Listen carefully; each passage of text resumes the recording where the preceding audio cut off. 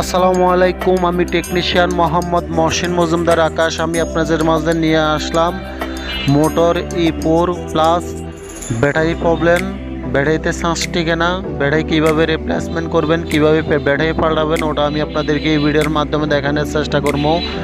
আর আপনারা যদি আমার ভিডিওতে নতুন হয়ে থাকেন তাহলে সাবস্ক্রাইব করবেন আর লাইক করুন, শেয়ার করবেন। ফুল ভিডিও দেখবেন, তাহলে বুঝতে পারবেন মোটর ফিক্সড সেটের কীভাবে ব্যাটারি চেঞ্জ করতে হয়, E4+ কীভাবে ব্যাটারি চেঞ্জ করতে হয় মোটর সাইডের, ওটা আমি আপনাদেরকে এই ভিডিওর মাধ্যমে দেখানোর চেষ্টা করবো। আপনারা ফুল ভিডিও দেখবেন, তাহলে বুঝতে পারবেন। ফুল ভিডিও দেখতে থাকুন।